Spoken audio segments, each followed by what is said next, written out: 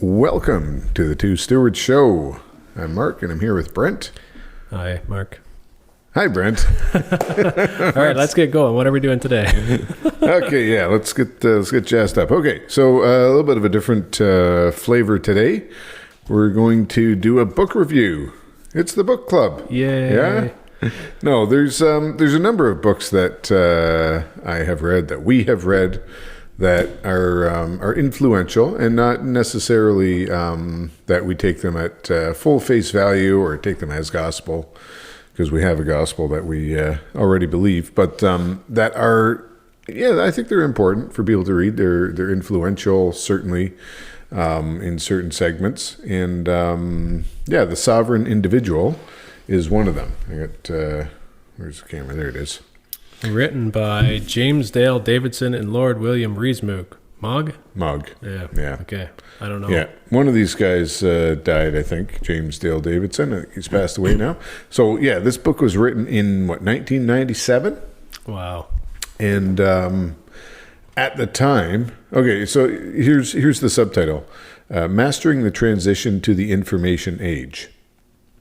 And so for us, it's instructive and I think useful to read, because they're looking at sort of the cycles of history. They've sort of looked back at history to determine what happens next. And so they're trying to predict the future, and we're a little bit, yeah. Well, as investors and being in the real estate space, you always try and think about the future, right? With money, with economics, a lot of the time we're trying to preserve our purchasing power into the future. We're trying to preserve our value into the future, or multiply it. So thinking about the future and what forces are at play as we look to the future.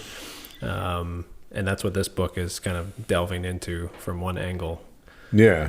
Yeah. And I mean, as investors, you always want to kind of test your hypothesis over and over again, right? Yeah. Like, this is what we think. Is that still right? Yeah. And I know my thinking has changed over the past years on where we want to invest, how we want to do that, right? Yeah. A lot of the basic stuff is still the same, but and we're still, interested in real estate. But it's important to know the past if you want to kind of at least think about the future. Yeah, right? You're not trying to predict the future, but you kind of are, I guess, right? One thing you've mentioned before was people who think history is linear, right? Yeah. And how that mindset can be challenged.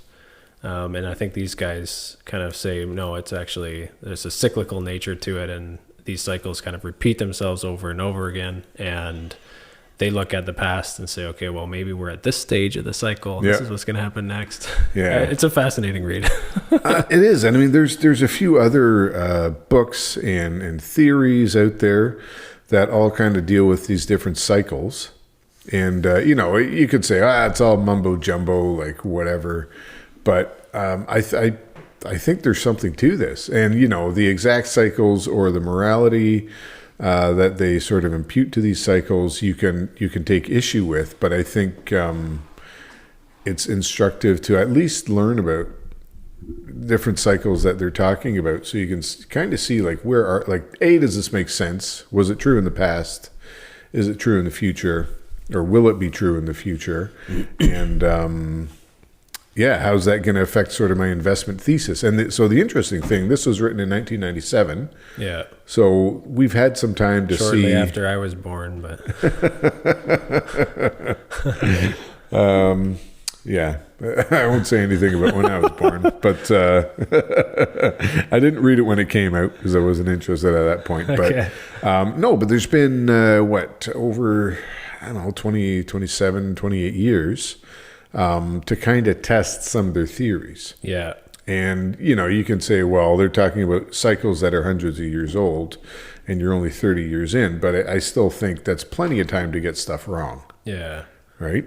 And, we've talked about other books or other theories like the fourth turning.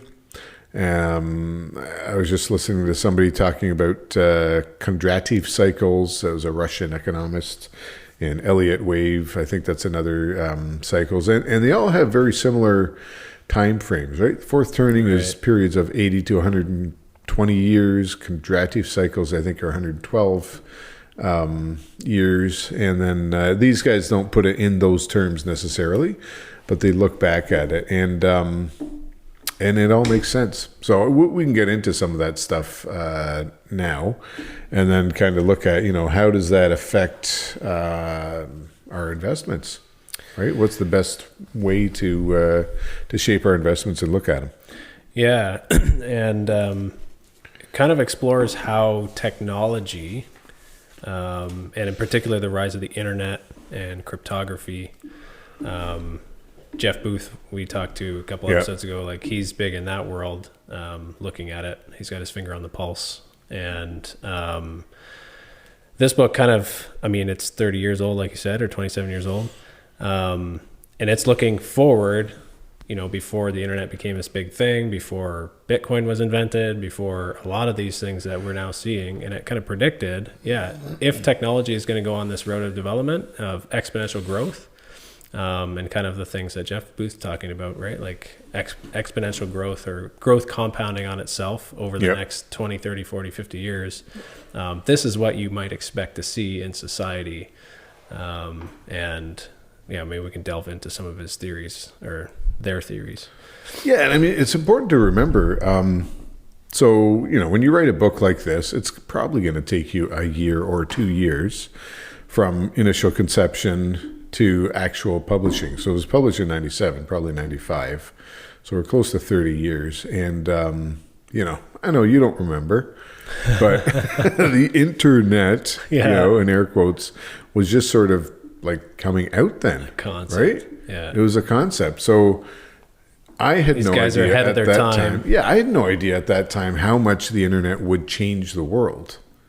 Right? And even just something like the TCP/IP protocol, right? Basic thing that like someone younger, foundation of the internet, might not say, or might not have a concept of how much it changed the world, right? Because if you're only 30 or less, and you haven't really lived adult life before the internet, then you don't really know how drastically your world would have been different, right? Yeah. How much it did change things. Yeah. And it's, I could just sit here and reminisce. It's but I won't. But it is really stunning to think about how much it has changed our daily life. So anyways, how could you predict that, right? But these guys hit a lot of this stuff on the head. So what's the basic thesis of the book? It's entitled "The Sovereign Individual." So. And then again, subtitle, Mastering the Transition to the Information Age. So their idea is that we're sort of in the fourth stage of society, air quotes. First one was hunter-gatherer. Second stage was agricultural mastery. Third one was the industrial age. And then the fourth one was the information age. And you can see how each age gets shorter and shorter. Okay. Right? The hunter-gatherer, if you want to call it that. Is this like an evolutionary perspective kind of thing? Well, so this would be informed by an evolutionary perspective, but you can look back and see that, this is basically true.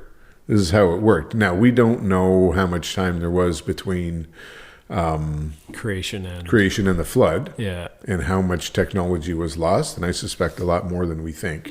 But then, you go after the flood again and how society kind of built up and progressed. It follows that pattern for sure, right? The industrial age that, we're talking the 1800s now.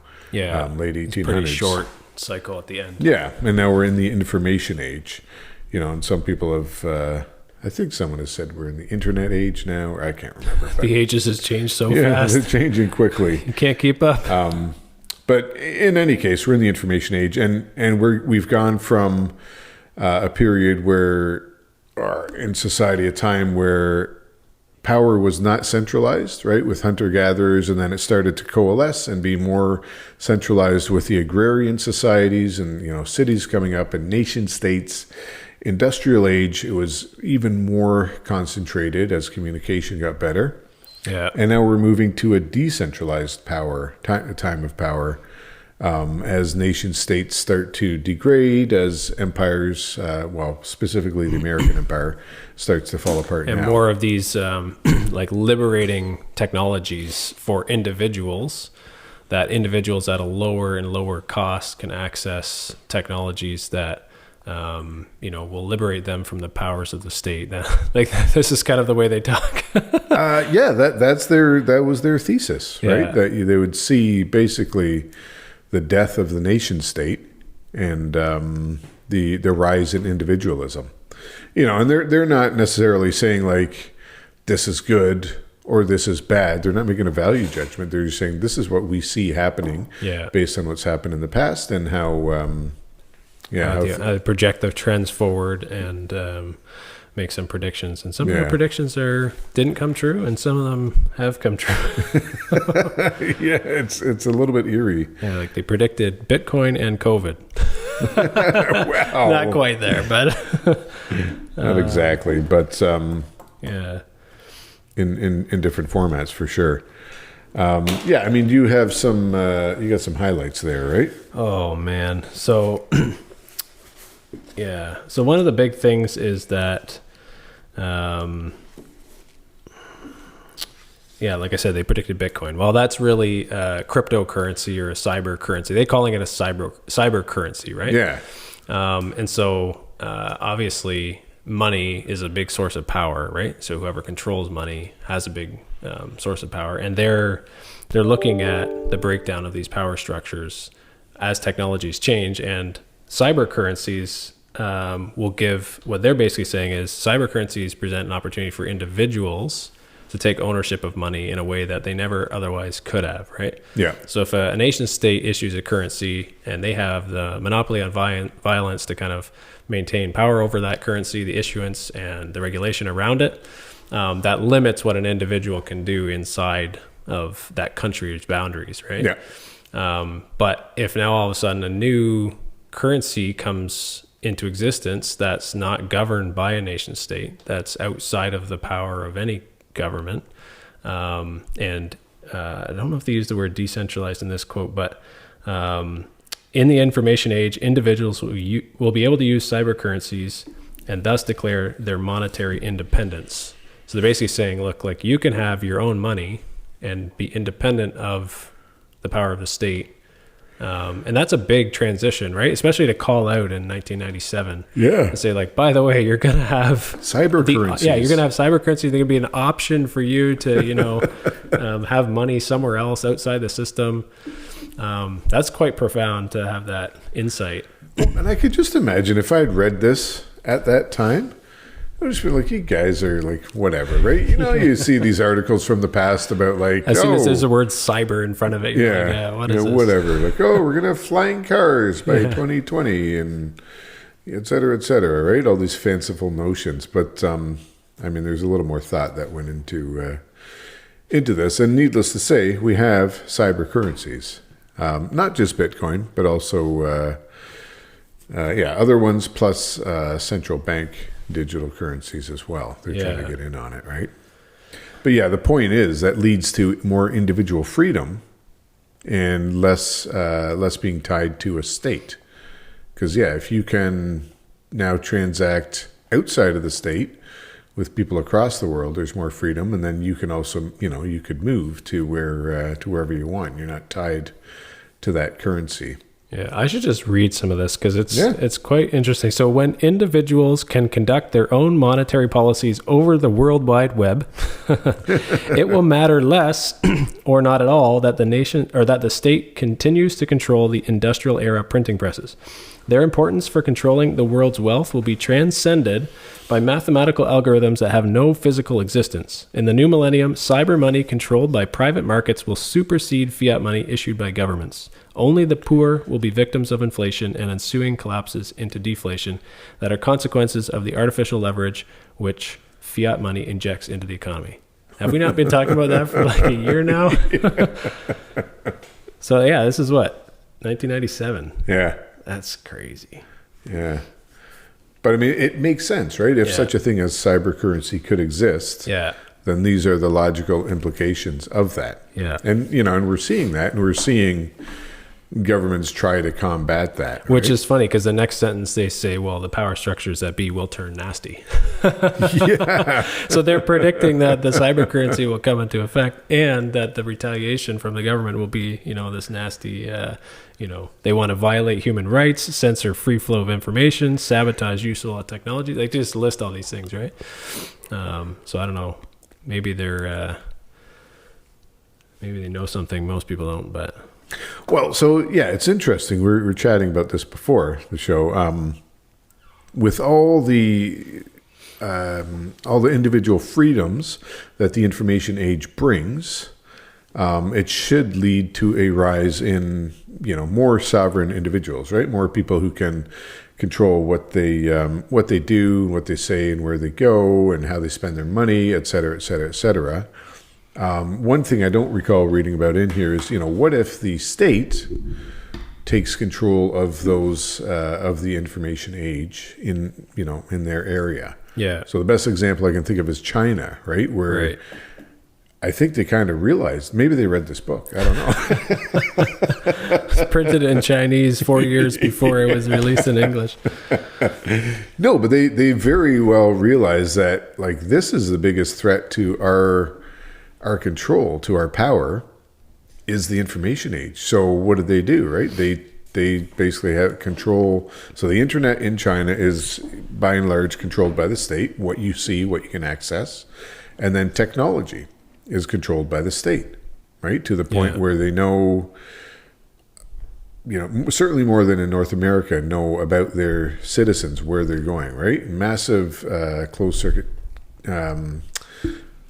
camera systems, where they to monitor, with facial recognition, right? Monitor citizens' behavior and when I was still installing cameras, like security cameras and stuff, the stuff was coming out. It was really cool. Oh, look at this facial recognition. Think of all the great applications for government, for retail, and for your customers, right? But it's no, China's, and all the tech was coming out of China. Right. At least the end product. They were probably stealing it from the U.S., right? So this is a little side rant maybe. But this is what the West, we're just so oblivious, right? China, I've mentioned it before, China has a 100-year plan, and they're well into it, and they're sticking to it. And they got some bright people who are helping to implement this. Massive population. They're going to be in population decline. They're going to have some problems with that, for sure. But they've been working on this for a long time, right? In many different facets. We're in the West, we're just... we have elections every 4 years, and the politicians cater to the whims of the populace. So, do you think more and more people in the West are jaded by politics? Yes. Yeah. Because that's kind of one of the arguments that these guys make in the book is that politics will have less relevance, right? Because it doesn't have as much consequence on your day to day or whatever. You can transact in money that they don't control, and you can close your laptop and go anywhere in the world and work and open up a business, and you can be more transitory, and you're less. For those people, for sure. They made a point elsewhere in the book about I don't know if I saved the page. Mark's going to read the whole book and find it back for us.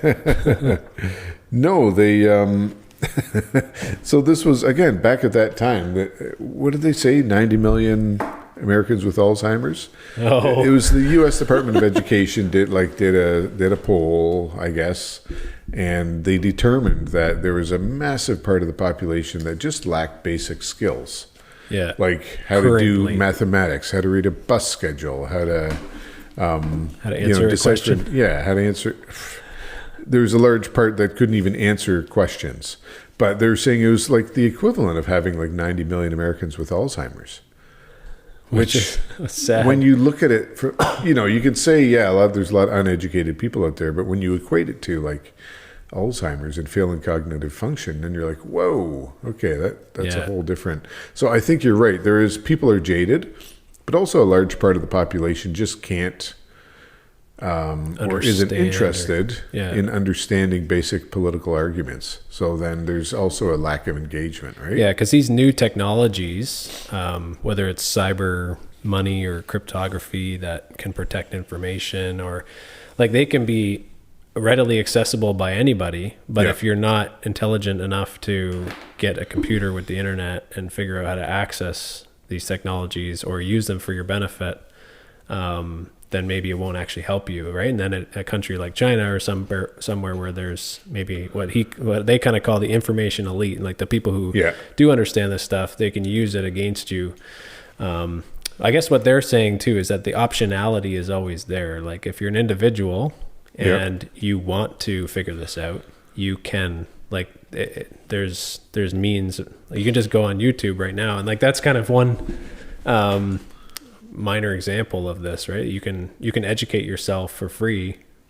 I mean, you need a computer or access to the internet, but basically you can learn a lot of things for free these days and educate yourself. But you have to get to that point where you actually see the need to do it and do it yourself, right?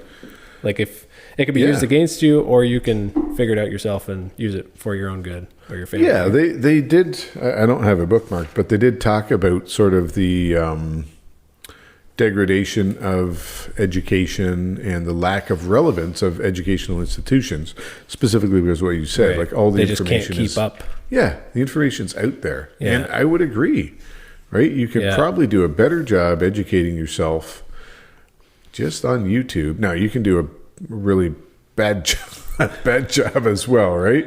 If you go down the wrong rabbit holes. You could just call out the show. We're both YouTube educated people. Well, you hear people saying like, "Oh, I got a degree from YouTube University," right? Even just us, we're not that smart. We just read books and try and talk with us. Yeah, like, but we can educate ourselves right at our own pace. And yeah, I mean, previously institutional institutions existed kind of to give you access to the information. Yeah. Right. And then also, okay, now here's the access, and then here's how you can act, like here's how you use it. Here's how you think critically. Yeah. Right. So and here's the fees that you have to pay. Yeah. Right. But now that the information's out there. Yeah. Institutions don't control access to the information. You can find out everything you need to know yourself. Yeah. Right. How do you access it? What is useful information? What's true? What's not true? Yeah. That's where you have to have some.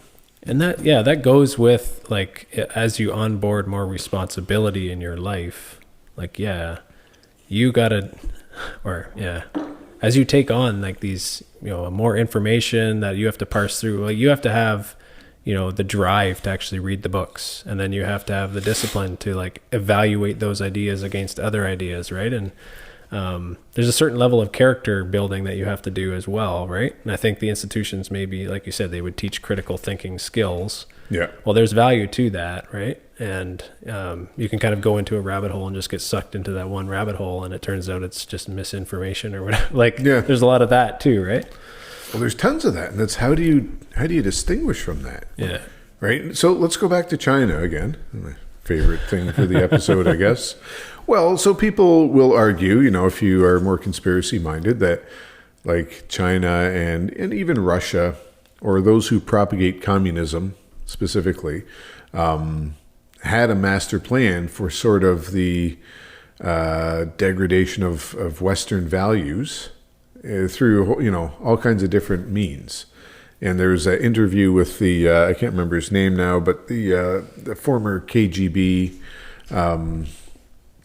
spy, and he was like, his specialty was propaganda, where he basically said this, like, this is the plan for the West. We're going to infiltrate the West and degrade their values and let them beat themselves basically from within, and that will allow communism to triumph. And that was 1984, I think, is when he did that interview. Right. So this stuff's been going on for a long time. Right. Again, we've talked about like some of the educational institutions and these professors like Marcuse, I think was one, Herbert Marcuse, and how that influenced, generations of academia and even politicians. Right. Barack Obama, for example, was acolyte of this Marcuse fellow. But anyways, getting back to China. So like TikTok, for example, where'd TikTok come from? Yeah. China. China. It's banned in China, right? Yeah. So what was the purpose of TikTok? That's like all the people who invented smartphones don't use them kind of thing. Yeah. They don't let their kids use them. Exactly. Well, because they are concerned about cultural values in China. Yeah. Right? They're very worried about that. And not, it's the state controls it, but there is sort of a morality there as well. It's a godless morality. But it is some kind of morality where they're like, no, this is contrary to our values. State imposed. Yeah. And, now we've got some states like trying to ban TikTok and certain social media, at least for kids under a certain age. Yeah. Because they realize the pervasive effect this has, that it has zero benefit for children. Right. So, and that's, I don't know, that's getting to be a bit of a topic in our house anyways with our kids, right? The oldest now is 9, and we also have an 8-year-old, and there's pressure on them to have phones, and we're like, no. Yeah. Maybe when you're 16. And to do like TikTok videos or to watch No, not even TikTok, but just to have access to to YouTube and to just social media, right? We've realized like there is zero value for children having social media. Yeah. Right. I was a little bit ambivalent before, but having looked into it more and thought about it more, like there's no point in a child having it. It's actually, I can't think of the word. It's bad for their thinking. See what it did to me? No, but it has you negative. Must be on there all the time. I am just scrolling. Can't even express myself anymore. Yeah. No, but it's detrimental. That's the word I was looking for. Harmful. Yeah, it's harmful for kids to have social media. Yeah, especially for children. The cognitive development is not. Yeah. So we kind of told our kids, like, no, you're not having any of that stuff until you're, much, much older. Yeah. There's no positive benefits. And, parents will be like, oh, my kid needs a cell phone in case I got to get a hold of it. Like, at school, you telling me there's no phone at school? Like, how did we survive? Yeah, I know. Well, we were thinking about that. My wife and I was like, all right, we're going to go on holidays. We're going to go camping. Well, what if we were to go and just leave our phones at home? Well, then we would need to get a map. Like, where do you get a map? I don't know. Like, what are you going to do? Like, we don't even know how to exist without, a smartphone guiding you to get there. It's like, all right, kids, get in the car. I hope we get there. Yeah. And there's something to be said for that too, right? But like Learn previous generation, phone. they would have figured it out, I guess. Like, you get lost 2 times and you remember for good, That's where I'm going. You turn left at the big barn and then... the big barn burned down. Yeah, shoot. But... anyways, the whole thing that started this rant was just, who controls the information?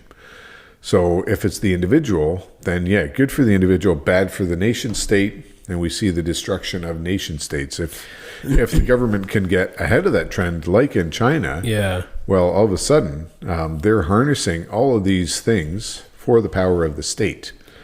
Yeah, well, one thing the authors put forward is this idea that as individuals gain more sovereignty, I guess you would say, more autonomy, the government or whatever governing structure is in place will have to become more of a service, right? Yeah. To the people in its boundaries.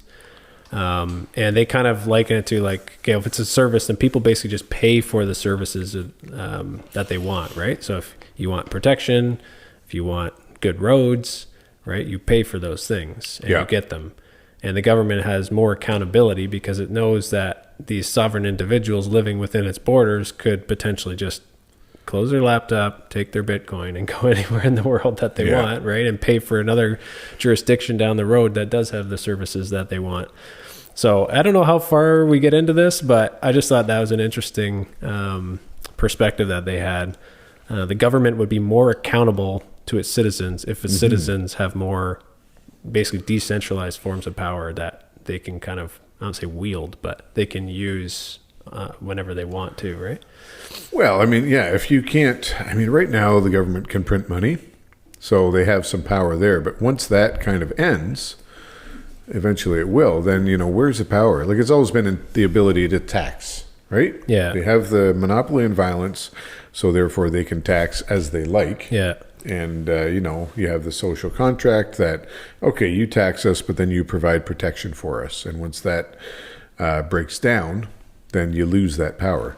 But in this transition from, centralized power to decentralized, or from state sovereignty to individual sovereignty, it's not like a seamless transition, like, we have the internet now and everything's wonderful and I'm going to go do it. Like, no, the state is going to try to hold on to that power and crack down. So China being like a very obvious example, but we see it in the West, right? Yeah. How freedoms slowly and more slowly are being reduced, taken away, and the state is trying to increase their hold and not allow this sovereignty.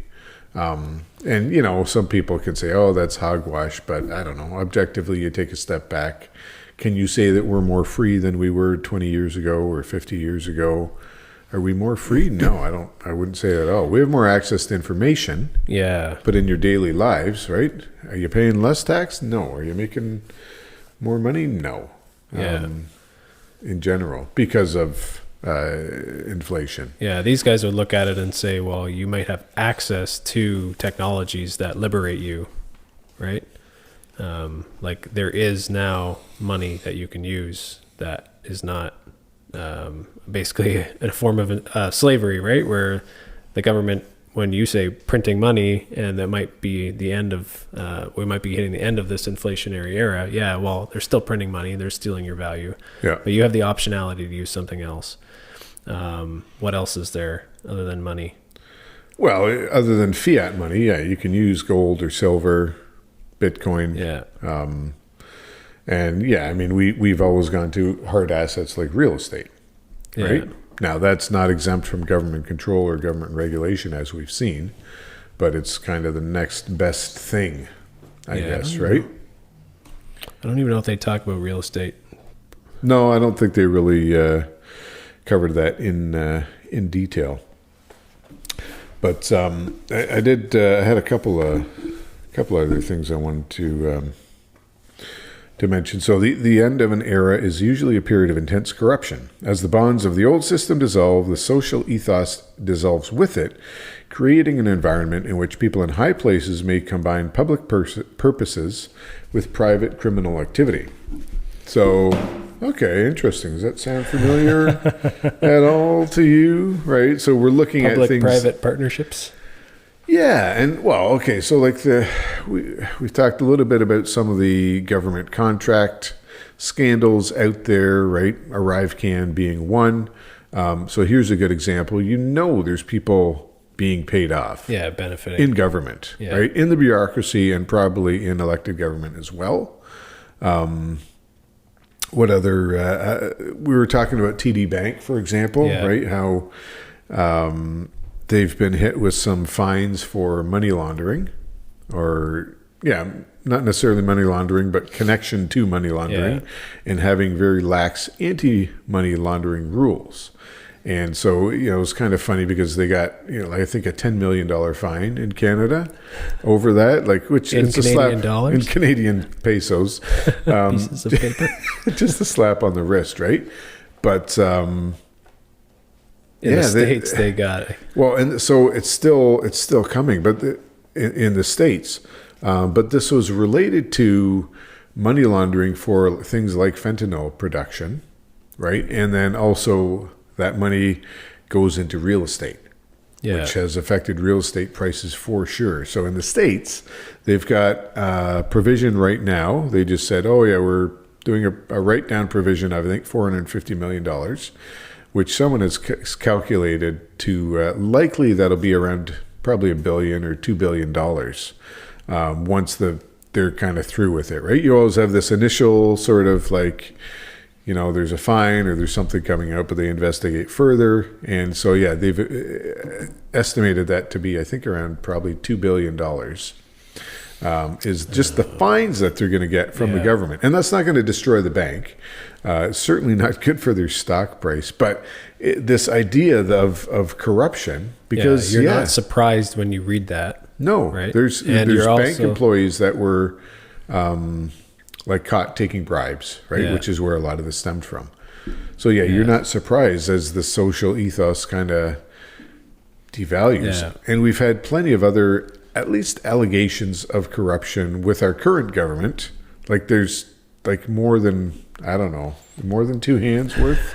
Mark's looking at his hands like, where are all the fingers? No, but corruption scandals. Yeah. Right? Just the name of the game for our current Canadian government. And it's not really surprising when you kind of look at it from this framework as things are degrading. I think as a Christian too, you're not surprised to see corruption and individuals taking bribes and those sorts of things. Yeah, some people are, right? Yeah, I'm also thinking like, okay, TD's one organization, but how many other banks are doing the same thing and going, we didn't get caught, and hopefully the resources will be put into looking at them for the next, however many years while we get off with, Well, and it's like, I'm not going to say that they're doing it, but I wouldn't be surprised. I would say that every single bank probably has been doing. The difference here is that TD has a big presence in the States, right? And their regulations are more. Well, they say what you want about the States and corruption. I mean, their regulators have teeth and are willing to actually go after some of this stuff. So it's a little bit embarrassing that they got fined a while back in Canada, and like I said, that $10 million fine, and that was kind of the end of it. It's like, okay, polite Canadians.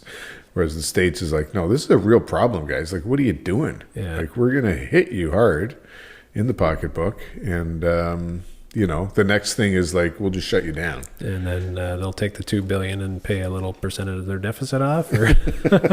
Yeah. Wait, is the fine in the States going to be in U.S. dollars? It will be in U.S. dollars. Yeah. This is like $40 billion. So how about this quote from the book? A system that routinely submits control over the largest, most deadly enterprises on earth to the winner of popularity contests between charismatic demagogues is bound to suffer for it in the long run. Yes, I agree, Brent. What is that saying?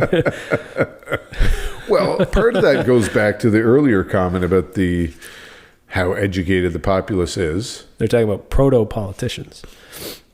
Yeah, so you could argue like somebody like Trump, for example, whatever you think of him, right? They have a popularity contest. They call it an election. Yeah. Some guy gets in. He has the power over, his finger on the button of all like the biggest powers in the world. Yep. And then you repeat and you repeat and you repeat. Yeah, well, you're gonna suffer for that structure. Well, okay, so that's what they're saying anyways. Yeah, we have an example in Canada, I think, of Trudeau. Yeah. Right? There's nothing compelling in his arguments when he got elected, right? It was a popularity contest. Yeah. Like for sure between him and Stephen Harper. And he was, young, good looking, promised charismatic. Charismatic, like exactly what you've described there, right? And where are we now? And I know there's people that have different political persuasions and we're naturally more conservative, but like you can't argue that Canada is a better place. Well, if he's fallen out of popularity, and popularity was what got him in the first place, well, then we need the next popular person, right? And then you're in this cycle of who is the most popular, and what these guys are trying to point out. I think the next section talks about paying leaders to do a good job. So like, let's shift. Well, okay, what they're saying is if individuals have more sovereignty or more ability to kind of control their own resources, then the government will be more accountable. So it won't be a popularity contest every time. It'll be like, well, you didn't provide the services that we needed and paid for, so maybe we won't pay you. Yeah. We'll go somewhere else where we can get that, right?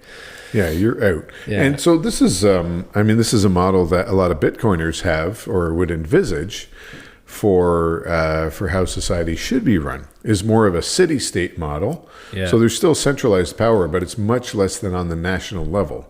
Right. And almost like an anarcho-capitalism where the only thing the state really exists for is to enforce law, right? Yeah. To wield violence. And even some people would argue like, no, we'll pay someone for that too.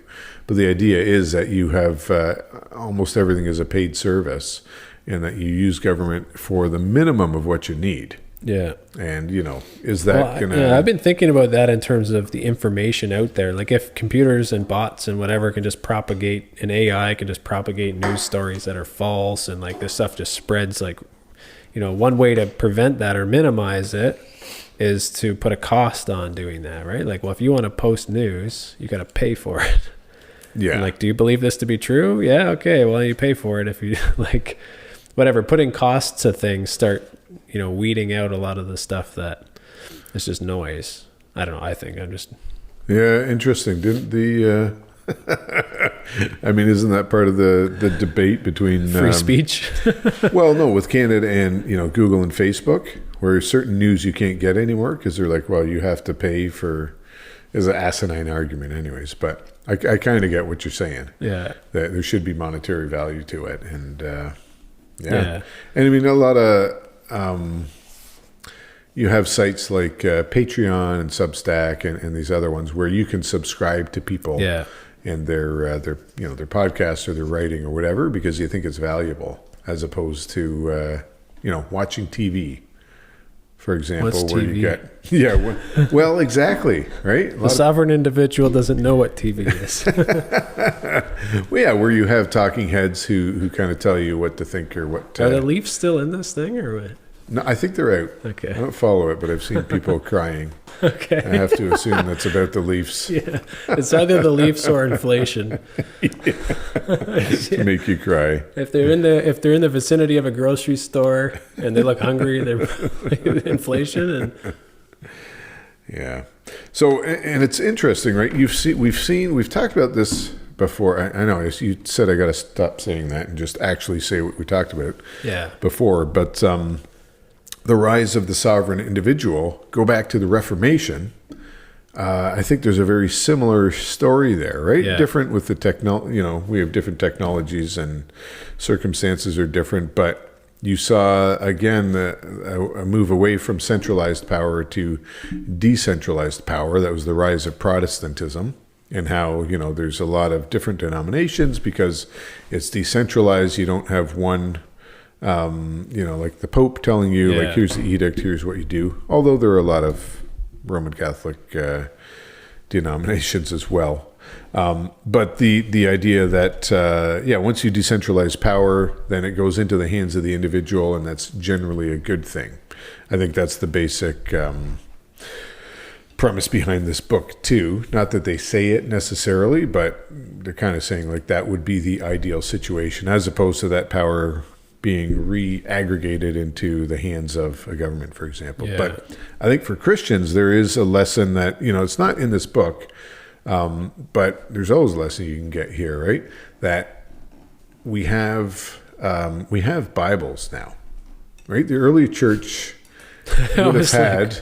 where am I going with this? No, I mean, the early church didn't have a full Bible, right? They would have had, the Torah, and different churches would have had letters from different apostles and so on. So eventually that got formulated into the Bible as we have it now. Yeah. So we have that information. Yeah, talk about we have all the information. We have all of it. Yeah, all the information that we need in the Bible. And then it's up to us to use that. Just because it exists, like, great, but are you just going to now rely on other people to tell you what to think, what to believe? I mean, to a certain extent, we have people who are trained for that. We have pastors who explain the gospel to us every Sunday, but it's still up to you how you take that in, and whether that is actually correct. Right? Yeah. I think there's still a job for the believer to do evaluate the sermon. Don't trust, verify. Well, exactly. And the beauty is that you can verify by opening up your Bible and looking at it. And actually reading it and studying it. Yeah. So, in that sense, we're kind of at that point. And really that's the most important, that's the most important thing for the Christian. Yeah. not doing that is like, having kids and then just saying, well, you got all the information here. Yeah. Like, you just raise yourselves. Like, let's see how you turn out. Which, I mean, yeah, people have tried that. Did it work? And it doesn't work out so well. Not with the Bible, but just with access to the internet and so forth. But, yeah, so I mean, that's, when you look at it from the Christian perspective, there's a lesson there, right? The other thing with the Christian perspective is sovereignty. Because I think in our context with democracy, we don't really talk about sovereignty in the context of government like you would if there was a king, right? And the only time you kind of think about that in secular world is, when there's the king says something, or the queen, right? And that's the sovereign, right? They have sovereignty over, but in biblical terminology, that's a big kind of concept, right? Because God is our king and he is sovereign over all things. So, if you just look at the word sovereign individual and you're like, well, are individuals actually sovereign? No, like, I don't think that's what the book is necessarily saying. But yeah. No, but from a secular viewpoint, right? That's the epitome of human existence, is to have sovereignty over yourself. Yeah. Right. And that's the best that you could possibly hope for. And, so that's not what we believe, but, we still kind of tilt in that direction that we want to be free from the state, telling us what to think and what to believe, because it always ends up in degeneracy, right? You look at the Roman Empire, you look at every empire, the current, you could say the current American empire. Here, one more quote, Brent. All right. One more quote. Make it a good one. You can kind of open it up anywhere and just start reading. Pretty much. Okay, so here's one about, again, this has been a theme on the show, right? Cultural Marxism. So these guys say the multi-ethnic welfare states in North America were simply more vulnerable to the temptation to foist the costs of income redistribution on the private sector. Income redistribution, interesting. They were able to do this while inflaming a sense of grievance and entitlement by blaming the structure of society as a whole and white men in general for the economic shortcomings of various subcultures within society. So, I mean, that's pretty loaded, and, there's... Yeah, I could see some people with blue hair screaming at that. No, I mean, it's sort of a simplistic view, right? Yeah. We have to acknowledge where people have fallen short, but they kind of called it, right? Yeah. That's exactly where we are. This is 30 years ago they wrote this, or 25, Yeah, and this is the... we have that system of grievances and entitlement, as opposed to, just... you're an individual, go figure it out yourself, right? Yeah. And we're arguably past that point of systemic discrimination against groups. I mean, it probably has switched the other way, if you want to look at it that way, right? That those who were historically entitled now are not. Yeah, and the ones who are disadvantaged, their disadvantage is now a great advantage. Yeah. So we're there, but that's, again, the sort of degeneracy of the state, right? What a complex world we live in. It is. So I don't know. What do you think, Brent? Is this worth reading for people? I think it is a worthwhile read, and even though it's an old book, it kind of lays out how to. The subtitle kind of encapsulates it, right? Master the transition to the information age. So if you're somebody who actually wants to kind of take the bull by the horns and figure out how you can use new technologies to your advantage, or be able to help people with them, it's an interesting perspective to have. I think coming from a Bitcoin space, a lot of people kind of think about this book and this mentality, because one of the technologies that is often mentioned by them is the cryptocurrencies or the cyber currencies or whatever, right? So in a sense, they kind of predicted that space in the evolution of it. And coming out of the Bitcoin space, you say, okay, well, that new technology of Bitcoin and having decentralized money that I can control and I can use peer-to-peer with whoever I want to anytime without... the nation state kind of interfering with that. That's liberating. And yeah, so I think people kind of look at Bitcoin and the sovereign individual, and they kind of go hand in hand a little bit. Yeah, I would agree with that assessment. And as in all things, if you're passive, then other people will make decisions for you. Yeah. Right. So whether that's with your investments or with your life in general, right, you need to be empowered, I think, to make decisions. Have the information that if you want to be passive, fine, but at least have that information so you can make decisions and, kind of chart your own path, as opposed to just letting the government or whoever, other people, chart your course for you. Because that's a theme in this book is violence in transition, right? And do you want to be a victim to the violence in that period of transition, or do you want to at least be able to protect yourself, your family? Yeah. And in our podcast, we try and focus on your wealth or stewarding your finances, what you've been given, right? Yeah. And I mean, that not everybody is going to be in this position. Even just to be able to read a book like this, a lot of people just wouldn't have the wherewithal to do that. So if you're using your wealth not just for yourself but for others, you have to protect that. How do you do that? Like, you need to, Yeah, and they predict unprecedented levels of freedom and opportunity. So in a way, it's kind of an optimistic outlook on the future. And a lot of these kind of books at the fourth turning, or these phase that talk about cycles of history, it's like, all right, the world is going to end. But they don't really necessarily say, kind of from a moral perspective, whether or not it's good or bad, but they say, there is going to be opportunity here. Yeah. And, I think for our younger listeners, especially if you're looking at what kind of career path to pursue, or where can you have a big impact, or how can you add value, some of the things that we talked about before, then this would be a good book, or an interesting read anyways, to kind of give some perspective on what trends are they going to be in the future, and how could you use your skill set, your time, in a stewardly way within that. Yeah, and you need to, first off, you need a solid biblical grounding to be able to evaluate these ideas and evaluate the opportunities that, just reading a book like this, or opportunities that come up. Does this fit in with a Christian worldview? Is this something I should be doing? Because you'll have lots of opportunities to do all kinds of things, right? If you're in that position. But is that something that is actually that you should be doing? Does that glorify God, right? Like getting a bribe to traffic fentanyl and exactly. Work for TD. Hopefully you can figure that one out. But